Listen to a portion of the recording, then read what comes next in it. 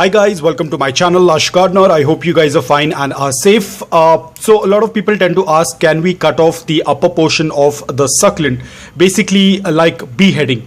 Now unfortunately I was making the video and I completely forgot to press the record button, and I went ahead and I cut the succulent like this. But there is nothing that you have missed out, because it was basically cutting the succulent. As you can see, the succulent has just been cut. The cuts are very fresh, so I just went ahead and cut it off like this. Ensure that your blade, knife or anything that you're using for cutting has to be sterile. You can either use a rubbing alcohol to clean off the blade or hand sanitizer and clean it off, dry it off before you cut it off. So yes, you can cut off. This is called the beheading process. Now you can see I had a lot of pups beneath, so I just went ahead and cut off the stem. And now all I have to do is just let both of these parts to callus. It will take around 2 to 3 days, or depending upon your environment and the weather, it will callus. And once that's done, this one I'm going to let it air root, and this one will continue to grow. Probably after 2 or 3 days I will do a bottom watering once the cut has healed.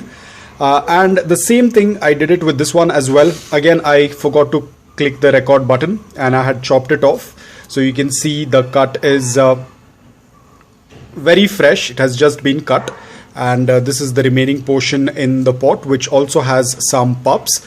So the same thing, both of them have to be left to callus. Now I prefer this method because, as I've said, this beheading method tends to work out really well. It tends to work out very fast. Now these both of them are Graptoveria Marpin, but this one was lacking light and this one was getting a good amount of light. So you can see the major difference. I think in this video you will also get to know the idea.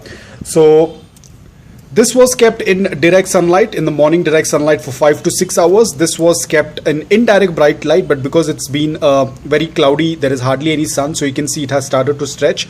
So this is a perfect example of a compact succulent and a succulent that is in its early stage of lacking light. So if I continue to keep this in the same position, it will start to stretch. So I had moved it to direct sunlight. So now that I have done the cuttings, both of them will be kept in indirect but bright light, no direct sunlight at all. And the same thing follows with these two cuttings as well.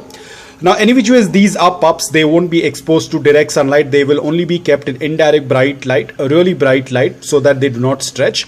And right now, as you can see, these pups have already reached that decent size. They are already above 2 centimeters. If I want, I can go and cut it off right away, but I think I'll wait for some more time because they are slightly stretched, because the mother plant was completely covering it up like this. As you can see, it was completely covering up like this, due to which the pups were not getting much light, and due to which they are slightly discolored, not a lot, but slightly discolored. So I will have to wait for them to get little bit more compact, and then probably I'll separate them once they are done. So that was all about cutting the upper portion of your succulent. Of course, you can cut your succulents from above. This is called the beheading process. You cannot behead a sempervivum succulent. I'll put the picture or the image. It's also called as hens and chicks.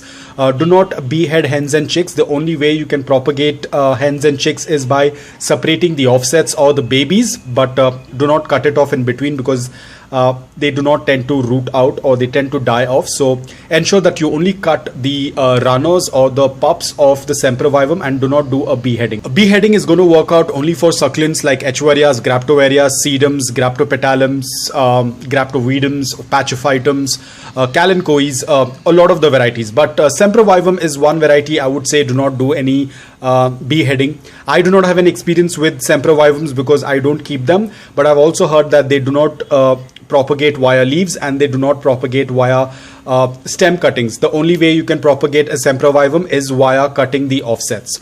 So guys, I hope that this video was helpful to you. If it was, please hit the like button. If you're new to my channel, please consider subscribing to it. Until then, take care, stay safe, and keep propagating.